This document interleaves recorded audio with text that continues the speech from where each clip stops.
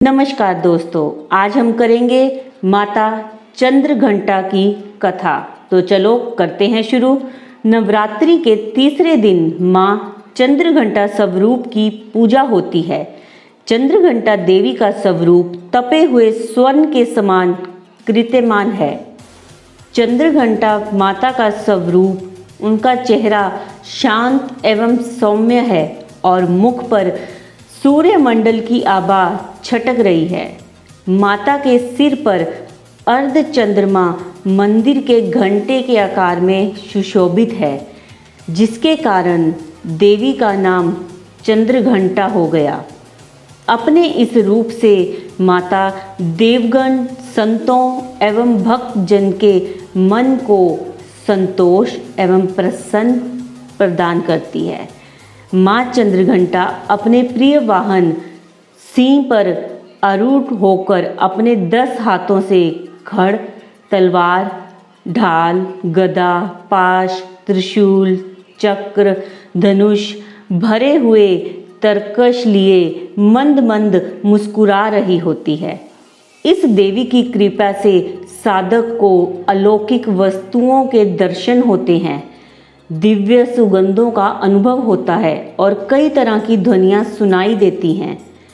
इसीलिए हमें चाहिए कि हम मन, वचन और कर्म के साथ ही काया को विधि विधान के अनुसार पवित्र मन होकर परिशुद्ध करके चंद्रघंटा के शरणगत होकर अपनी उपासना आराधना करनी चाहिए।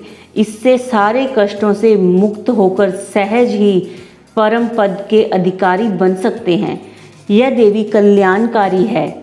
माँ चंद्रघंटा की पूजा करने से जातक के सभी पाप नष्ट हो जाते हैं और जन्म जन्म का डर समाप्त हो जाता है। तो चलो करते हैं माँ की कथा शुरू। देवताओं और असुरों के बीच में लंबे समय तक युद्ध चला। असुरों का स्वामी महिषासुर था और देवताओं का स्वामी इंद्र। महिषासुर ने देवताओं पर विजय प्राप्त करके इंद्र का सिंहासन हासिल कर लिया और स्वर्गलोक पर राज करने लगा। इसे देखकर सभी देवतागण परेशान हो गए और इस समस्या से निकलने का उपाय जानने के लिए त्रिदेव ब्रह्मा, विष्णु और महेश के पास गए। देवताओं ने बताया कि महिषासुर ने इंद्र, चंद्र, सूर्य, वायु और अन्य देवताओं के सभी अधिकार छीन लिए हैं और उन्हें बंधक बनाकर स्वयं स्वर्गलोक का राजा बन गया है।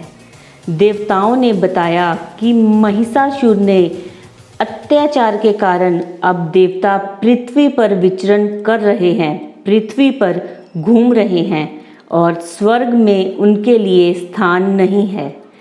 यह सुनकर ब्रह्मा, विष्णु, महेश भगवान को अत्यंत क्रोध आया। क्रोध के कारण तीनों देवों ने अपने मुख से ऊर्जा उत्पन्न हुई।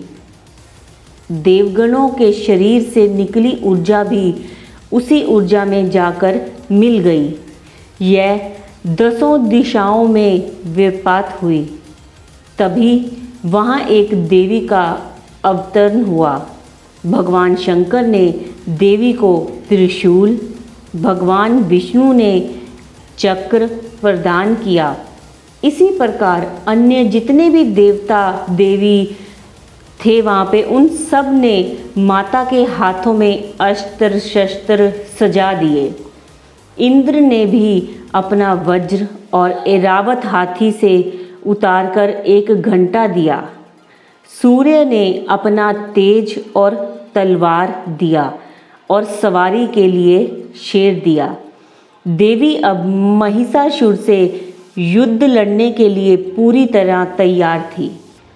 उनका विशाल रूप देखकर महिषासुर यह समझ गया कि अब उसका काल आ गया है।